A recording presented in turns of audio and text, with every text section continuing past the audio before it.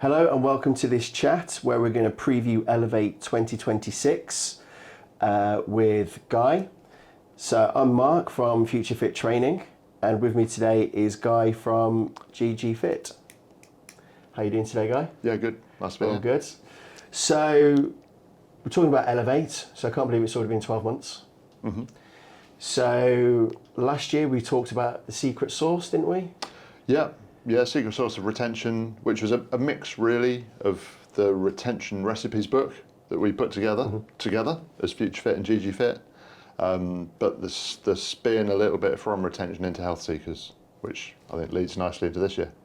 Yes, so this year we're calling the talk the HealthSeeker Shift. Mm-hmm. So with the HealthSeeker Shift, I know you've been doing some work the last 12 months, and what's sort of developed in the last 12 months for you? Well, there's been lots of stuff we've been working on behind the scenes, but also we've been running a HealthSeeker Accelerator program. So we've got 4 operators on that who are hopefully all going to be joining us on stage at Elevate. Just trying to convince them at the moment. Yeah. But yeah, we want to update everyone at Elevate on what's going on with HealthSeekers in terms of getting more people in for health checks and subsequent programs, which we might chat about a bit today. But also to get those operators on to talk about what they're getting from it, from a client, from a member point of view, but also from a development of their own operations and stuff. Yeah, because I remember last year we were talking about the HealthSeeker. Can you just quickly remind us what a HealthSeeker was? Yeah, sure. Or should I say? Yeah, a HealthSeeker is a person who wants to be healthier but doesn't identify as a gym user. So they don't want to work out or exercise or lift weights or run on treadmills, but they do want to be healthier.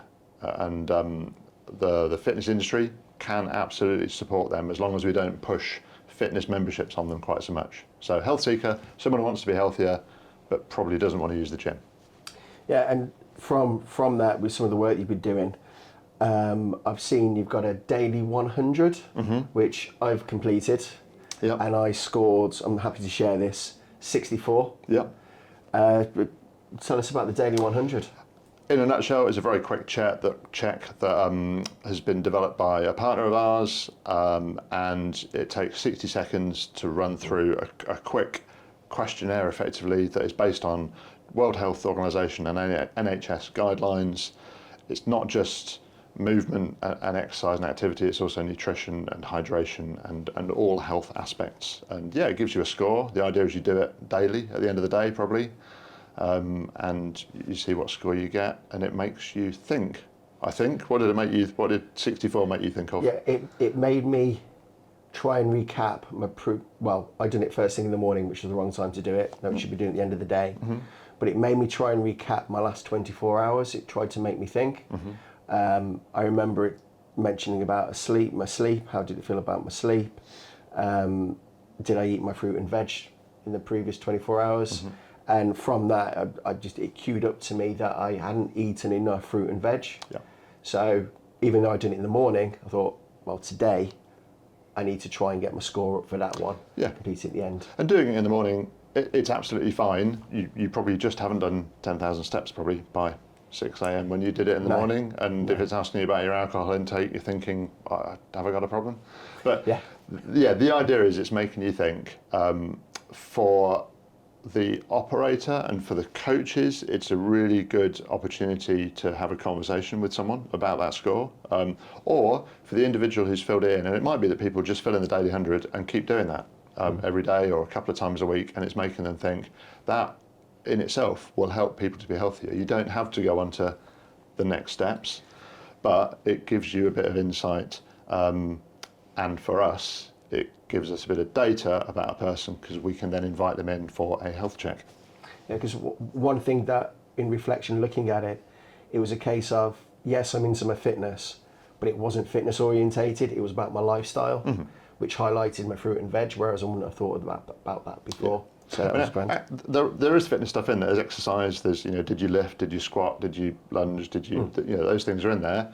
You're probably scoring quite well on those though, Mark. Yeah, I was like smashing these ones, but from there. But as I said, it wasn't so much, what have I achieved? It was a case of, what have you done? Yeah. thingies, which I really liked. So then also as well, we've got what and why 30-minute health checks. I mean, the follow-on to the Daily 100, which, as I say, some people can keep doing that and can improve their health that way. But if people want to know more or want to come in, and this is where the HealthSeeker program itself really starts, when someone really becomes a health seeker, I would say, is they can come in and have a health check at an operator, which we've been running these for a while, and a lot of sites do run health checks for their members. We're inviting non-members in now for a 30-minute consultation appointment health check.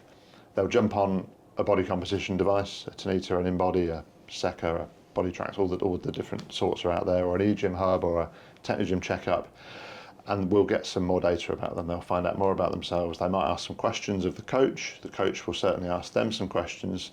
So the appointment itself, the body composition, as we know, takes probably a couple of minutes, but then there's a 25 or 28-minute chat with a coach about what changes that person wants to make, and how they can improve their health. They might drill into 1 or 2 scores, probably not all 25 stats that come off the body comp, but there's a coaching conversation and they go away with some ideas, and maybe some goals, and are invited to come back for another health check, maybe in 30 or 60 days.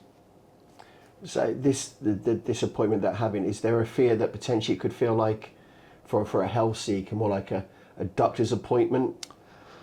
There's a bit of that sometimes. I mean, it should be easier to book, and less fearful in terms of sitting in a waiting room, or as a 50-something-year-old bloke, what the doctor's going to check when you actually get there.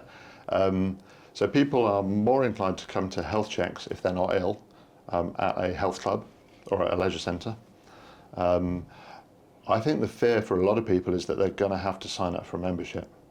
And that's one of the things that in all the communications that we send out or that clubs send out when we're working with them is there's no need to join. You don't need to become a gym member to be healthier. Excellent. So with my score of 64, I know one of my colleagues done it and he got a 67, so I do need to revisit it so I can beat that score. How does that data work for me? So if I was in essence the operator, how do I see these scores, or how do I use this information? Good question. So as people fill in the Daily 100, there is a data collection part of that. So yes, primarily we're helping to educate them and have them think about their health more. But yes, we are also collecting data, and then through the HealthSeeker CRM that we run, which is a very simple CRM, it will integrate in the longer term with other front of house systems. But for now, that sends out an invitation to come in for a health check or to book a health check. And then it's also logging the fact that the health check has been booked, following that up. And it may be that someone books a health check and books their follow-up one and is completing the Daily 100. So we're collecting all that data there. Or if people want to go on to one of the programs that we run, so it's not just, yes, I'll have another health check in 30 days, 60 days. And we also have a couple of programs that are managed through that CRM as well. So it's sending out nudges and reminders and tips and all those kind of things. So you mentioned about a couple of programs, so there are different options as well. Yeah, the whole thing is about choice. Choice and coaching are kind of keywords in this. But yeah, to your point, the 2 programs are, if you want more than just another health check in the future, you can go on to the 1 month to a healthier you program, which, guess what, it's 30 days, and it's basically another health check in 30 days with a bunch of nudges and hopefully some coach communication or a phone call. There may be other sessions that you're running depending on the operator. And then the other program is a Feel 5 Years Younger program, which is a 12-week behaviour change program, very similar to an exercise referral program, although probably more touch points and contacts. Health checks at week 0, week 4, week 8 and week 12. And again, other sessions or programs or education can be built into that as well, depending on the operator. But the difference between that and an exercise referral program is that it is a commercial program, so people are probably spending £99 on Feel 5 Years Younger, over the 12 weeks, but crucially they don't have to have a condition or be referred by a GP. They can walk in, have a health check, and then choose to do the Feel 5 Years Younger.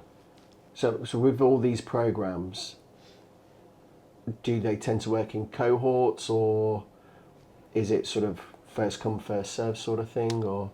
In terms of the people coming on them, Yeah. they're running concurrently. So the 4 steps to the HealthSeeker Accelerator program is daily 100. Each operator is looking to get 100 people to complete the daily 100 from different cohorts or personas. Might be ex-members, might be friends and family, might be a corporate. And from those daily 100s, we expect to do around 30 health checks. And off the back of those 30 health checks, we would like to get, the overall target is to get 10 maybe on the 1 month to a healthy you, and around 10 people to do Feel 5 Years Younger. So that's the basis of the program. So it's not massive targets over 3 months. And that's what we're going to be presenting the results that we're getting from a financial point of view of those operators, because it is a commercial program, but also what they're gaining in terms of knowledge and operations and their staff development as well. That's what we're going to be talking about at Elevate. Yeah, it will be. So, I'm really looking forward to our chat at Elevate with some of the operators who have first-hand experience and everything on this.